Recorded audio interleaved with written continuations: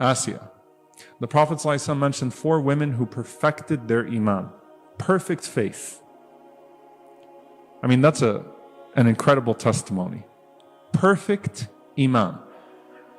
Perfect. Okay? Maryam, alayhi salam. Khadija, radiyallahu ta'ala anha. Fatima, al-Zahra, radiyallahu anha. Asiyah, alayhi salam. Asiyah stands out in her circumstances. I mean, why do bad things happen to good people? The worst person happened to the best person. Fir'aun is her husband. I mean, think about that. The best person is married to the worst person. The best person in the world at the time is Musa alayhi salam because he's Nabiullah, Kalimullah, Musa alayhi salam. But the best non-prophet is Asiyah at the time, right? Wallahu a'lam. But I mean, perfect woman, and I got stuck with this guy? Fir'aun?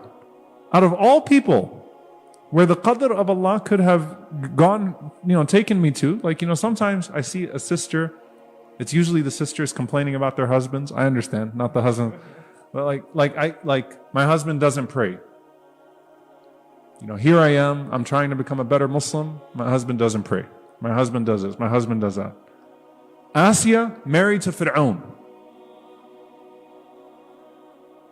Did Asiyah ever ask, Ya Allah, why?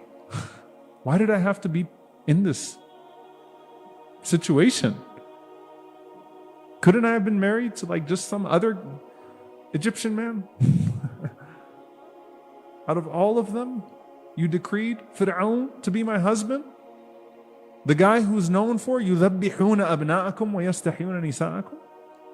That guy who's known for killing men and humiliating women, and he's my husband? None of that discourse comes with Asiyah. Why? Because, for one, could we really say, now if you lived at the time, but could we really say now, looking back and knowing who she is, Asiyah would have been Asiyah without Fir'aun? See the question? Do we know that Asiyah would have perfected her faith without the test of Fir'aun? We don't know that. We know now because the Prophet ﷺ told us she's a woman of perfect faith.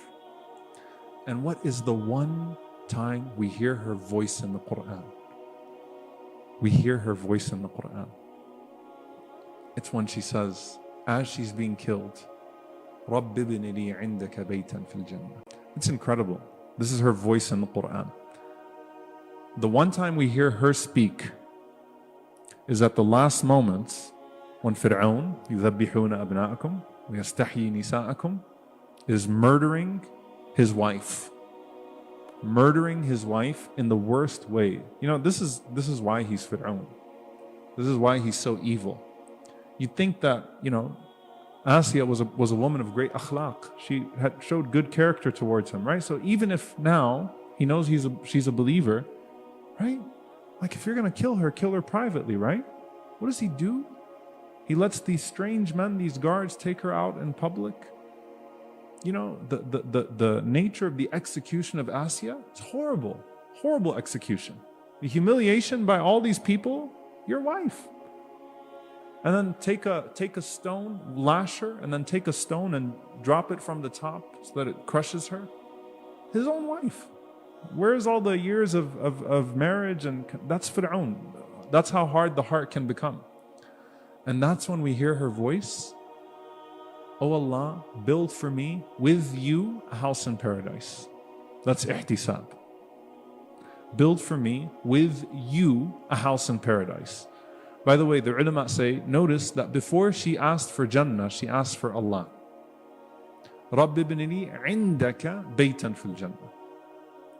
Meaning, replace Fir'aun with you. Replace that palace with a palace in Jannah. It's the ultimate ihtisab.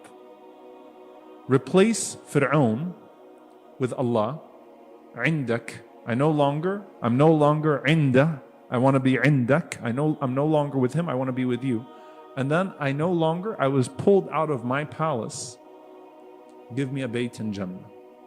Give me a palace in paradise. Before the stone hit the body of Asiya, she already saw her place in Jannah. ضحكت. She started to laugh. And Allah took her soul before the stone hit her body.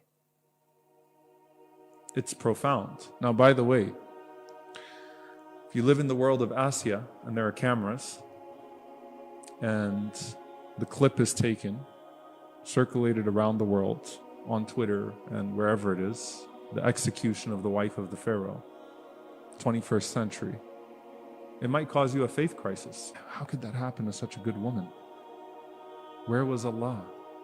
Why didn't this happen? Why didn't that happen? How did this happen? How did that happen? Because there's no way for you to know that Allah took her soul before the stone touched her flesh and gave her her palace in Jannah. We know that because we're not reading Twitter, we're reading Quran. Seriously. You have an ayah of Quran, not a tweet.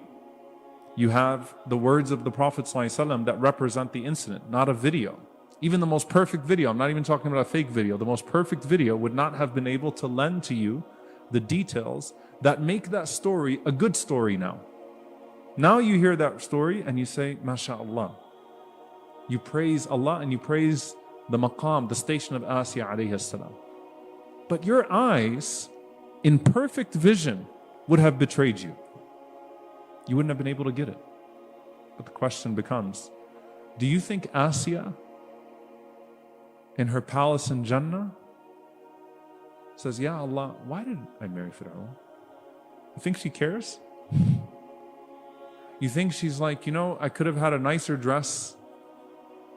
I could have had a better life. Or is she pleased? Radiyallahu anhum wa radu an. Ahlul Jannah, Allah says, the people of paradise, may Allah make us amongst them. Radiyallahu anhum wa radu an. Allah is pleased with them and they're pleased with Allah. It's not just that Allah is pleased with them, they're pleased with Allah. They're saying, Ya Allah, what more can there be? Allah says, are you pleased? What's left? Alam tudkhilna al-jannah? Didn't you enter us into paradise? Alam tubayyid wujuhana? You lightened our faces. You gave us all this. What's left? And Allah keeps adding more and more and more and more and more and more and more. You say, Radit. Ya Ahl al-Jannah, araditum, O people of paradise, are you pleased? Yeah, we're pleased. Okay, here's more. The point is, dear brothers and sisters, part of the test of this world is actually, of the greatest of its tests, is the uncertainty of it all. لَقَدْ خَلَقْنَا الْإِنسَانَ فِي كَبَدٍ. You're in toil constantly. One thing after